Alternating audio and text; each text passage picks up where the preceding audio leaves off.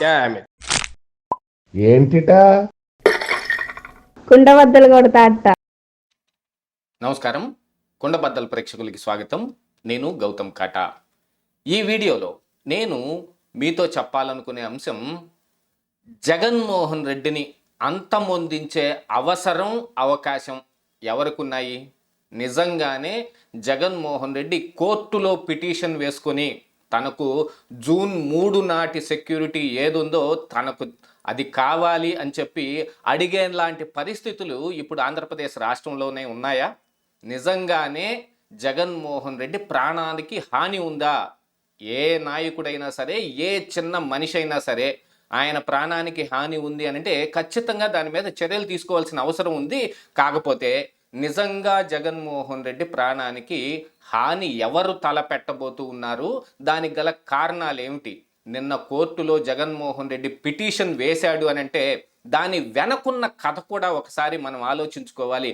దానిపైన ఆయన ఉద్దేశాలు ఏమిటి, ఇక మీదట ఫ్యూచర్లో ఆయన ఏం చేయబోతున్నాడు అనేది ఈ పిటిషన్ ద్వారా మనకు కొంతగా అర్థమవుతున్న దాన్ని మీకు వివరించే ప్రయత్నం చేస్తాను. ఈలోపు మన కుండబద్దలు ప్రేక్షకులందరికీ నా మనవి, ఈ వీడియో కనుక నచ్చితే ఖచ్చితంగా లైక్ చేయండి, మరొక 10 మందికి షేర్ చేయండి. జగన్మోహన్ రెడ్డి తాను సీఎంగా ఉన్నప్పుడు ఎలాంటి సెక్యూరిటీ పెట్టుకున్నాడో అందరం చూసాం. కాకపోతే ఈ సెక్యూరిటీని జగన్మోహన్ రెడ్డి వచ్చిన మొట్టమొదటి రోజే పెట్టుకోలేదు. ఈ ఎస్ఎస్జి సెక్యూరిటీస్ అనేది ఒకటి క్రియేట్ చేసుకుని తనకు, తన భార్యకి, లండన్లో చదువుతున్న తన పిల్లలకి సైతం ఆయన సెక్యూరిటీ పెట్టుకున్నాడు అని అంటే ఆయన ఏదో థ్రెట్ ఉందనో, ఇంకా మరే కారణాలు ఉన్నాయనో విషయానికి ఆయన పెట్టుకోలేదు. యాక్చువల్గా చెప్పాలి అని అంటే ఆయన ఆ ఎస్ఎస్జి సెక్యూరిటీని పెట్టుకునే రోజుకి ఆయన మీద గులకరాయి దాడి కూడా జరగలేదు.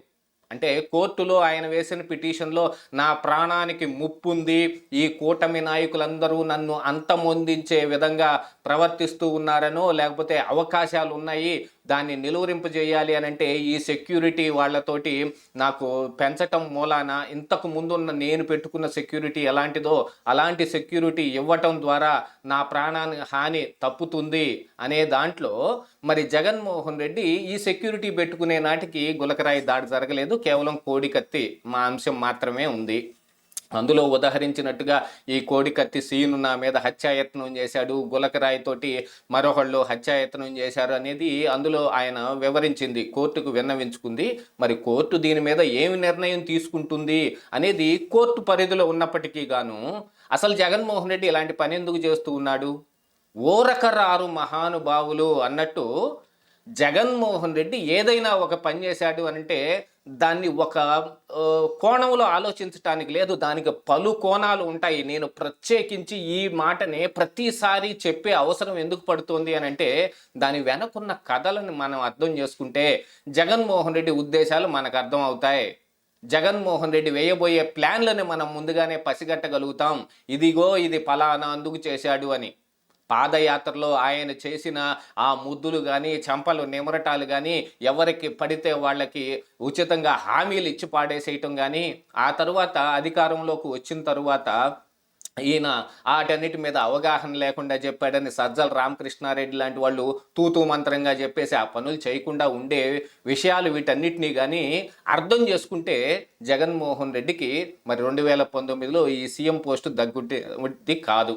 నిజంగానే ప్రజలు మోసపోయి జగన్మోహన్ రెడ్డికి ఓటేసినట్టుగానే కనపడతా ఉంది. జగన్ ఎప్పుడు చెబుతూనే ఉంటాడు, ఆ సీఎం సీటు నాది అంటే తన తండ్రి ముఖ్యమంత్రిగా చనిపోయాడు కాబట్టి తండ్రి నుంచి వారసత్వంగా తనకిచ్చేసేయాలి అనే ఉద్దేశంలో జగన్మోహన్ రెడ్డి ఉన్నాడు.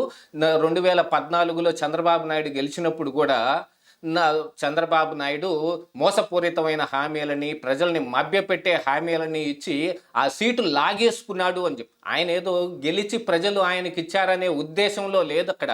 ఆయన లాక్కున్నాడు, తిరిగి ఈయన సీటుని ఈయన లాక్కోవాలి, అది ఆయన ఉద్దేశం అక్కడ కనపడతా ఉంది. ఇలాంటి ఉద్దేశాలన్నింటినీ మనం అర్థం చేసుకుంటే జగన్మోహన్ రెడ్డి ఏమిటనేది మనకు ఖచ్చితంగా అర్థమవుతాడు. అంటే ఇప్పుడు సెక్యూరిటీ పర్పస్ మీద జగన్మోహన్ రెడ్డి కోర్టులో పిటిషన్ వేశాడు అని అంటే దానికి ఫ్యూచర్లో మరికొంత ఏదో జరగబోతోంది అని అనుమానించాల్సిన అవసరం ఉంది. ప్రతి విషయానికి ఏదో ఒక కారణం ఉంటుంది. జగన్మోహన్ రెడ్డి మాట్లాడే ప్రతి మాటకి బయటకు ఒకటి ఉంటే లోపల మరొకటి ఉంటుంది, లోపల అర్థాలు వేరేగా ఉంటాయి అనేది మనం ఇక్కడ గుర్తుంచుకోవాల్సిన అంశం. అంటే ఇప్పుడు సెక్యూరిటీ కోసం పట్టుబట్టిన ప్రస్తుతం ఆయనకి 58 మందితోటి ఒక మాజీ సీఎంకి ఏమాత్రం సెక్యూరిటీ ఉంటుందో, ఈ దేశవ్యాప్తంగా మాజీ సీఎంలందరికీ ఎలాంటి సెక్యూరిటీ ఉందో అలాంటి సెక్యూరిటీని కల్పించటం జరిగింది. కానీ జగన్మోహన్ రెడ్డి అలా ఆ సెక్యూరిటీని అంత తేలిగ్గా తీసుకోదలుచుకోలేదు. దాంతోపాటుగా ఏమిటంటే ఇప్పుడు ప్రభుత్వం ఆయనకి సెక్యూరిటీ కల్పించిన కేవలం ఆయనకు మాత్రమే కల్పిస్తారు. కానీ ఆయన ఉద్దేశంలో ఈ సెక్యూరిటీ ఎవరైతే ఉన్నారో తన భార్య భారతిరెడ్డికి, లండన్లో చదువుకుంటున్న తన కూతుర్లకి ఇద్దరికీను ఇలాంటి సెక్యూరిటీ ఇవ్వాలనే కదా ఆ రోజు ఎస్ఎస్జి పెట్టి లండన్ కూడా తన కూతుర్ల వద్దకు కూడా సెక్యూరిటీని పంపించుకున్నాడు. ఇదంతా ఆంధ్రప్రదేశ్ రాష్ట్ర ప్రజల సొమ్ము. ఎంత దుర్వినియోగం చేశాడో మనం చూసుకోవాల్సిన అవసరం ఉంది.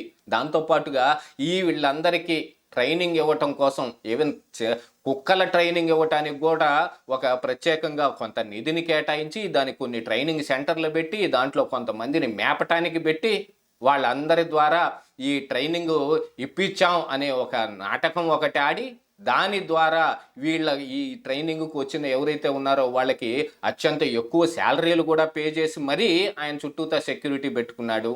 అంటే ఈ పులివెందుల్లో వీళ్ళు ఫ్యాక్షన్ బ్యాక్డ్రాప్ నుంచి వచ్చారు కాబట్టనో లేకపోతే వీళ్ళేదో ప్రజలకు మంచి చేసేస్తుంటే ప్రతిపక్షాలు కన్నుగుట్టేసి ఈయన చంపేస్తున్నాయనో అనే దానికంటే కూడా జగన్మోహన్ రెడ్డి ప్లాన్ ఏమిటి, దీని ద్వారా ఆయన ఏం చేయదలుచుకున్నాడు అనేది ఇక్కడ మనం అర్థం చేసుకోవాలి. ఖచ్చితంగా ఇలాంటిది ఒక విషయాన్ని మనం పరిగణలోకి తీసుకుంటే జగన్మోహన్ రెడ్డి ఏ అంశం అయితే మాట్లాడతాడో ఆ అంశం మీద తరువాత కాలంలో వాళ్ళ నాయకులు ఎక్కువగా మాట్లాడతారు, ఆ పనులు కూడా జరుగుతాయి. జగన్మోహన్ రెడ్డి మీద గులకరాయి దాడి జరిగింది అనే దాని ముందు కూడా ఈ జగన్మోహన్ రెడ్డి ప్రాణానికి హాని ఉందనో కోడికత్తి కేసులో ఆయన కోర్టుకు కూడా అటెండ్ కాకుండా ఉంటే దాన్ని అలా ప్రొలాంగ్ చేసుకుంటూ ఎప్పటికీ లైవ్లో ఉంచుకోవటానికి సింపతి గేమ్ ఒకటి ఆడటానికి నన్ను చంపబోతూ ఉన్నారు, నా తండ్రిని చంపేశారు. అది వైఎస్ రాజశేఖర్ రెడ్డి మరణం జగన్మోహన్ రెడ్డి ఆ రోజు అభివర్ణించింది కుట్రాపూరితంగానే ఆ హెలికాప్టర్ని పేల్చడం జరిగింది, దాని వెనక రిలయన్స్ వాళ్ళు ఉన్నారు అనే దాన్ని కూడా ఆ రోజు ఎక్కువగా ఆయన ప్రొజెక్ట్ చేశాడు. దాంతోపాటుగా తనని కూడా చంపే ప్రయత్నం చేస్తూ ఉన్నారు. అంటే ఇప్పుడు ప్రజల్లో వస్తున్న మార్పు జగన్మోహన్ రెడ్డికి రుచించటం లేదు. ఏదో ఒక రకంగా ఆ ప్రజల్ని మభ్యపెట్టాలి అని అంటే తన మీద సింపతి ఎక్కువగా ఉండే ప్రయత్నాలన్నీ చేయాలి.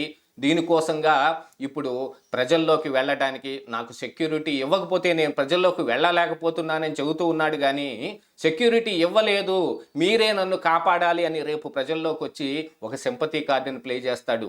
ఏదో ఒక రకంగా మళ్ళీ తిరిగి ఎన్నికొస్తే తాను ఎన్నిక అవ్వాలి అని అంటే ప్రజల్లో మళ్ళీ సింపతి గెయిన్ చేయాలి అనేది జగన్మోహన్ రెడ్డి ప్లాను. దీనికోసం కావాలంటే కోర్టులకు వెళ్తాడు, సుప్రీంకోర్టుకి వెళ్తాడు, పార్లమెంట్లో క్వశ్చన్ రైజ్ చేపిస్తాడో లేకపోతే రాష్ట్రపతికి కంప్లైంట్ పెడతాడో, ఐక్యరాజ్య సమితికి కూడా పోతాడు, ఏం చేయటానికైనా పోతాడు. కానీ ఆయనకి సీఎం సీటు మాత్రం ముఖ్యం. దాని గురించి ఆయన చేసే ప్రయత్నాలు ఇలానే ఉంటాయనేది మనం అర్థం చేసుకోవాలి. ఇదే ఈరోజు కుండబద్దలు.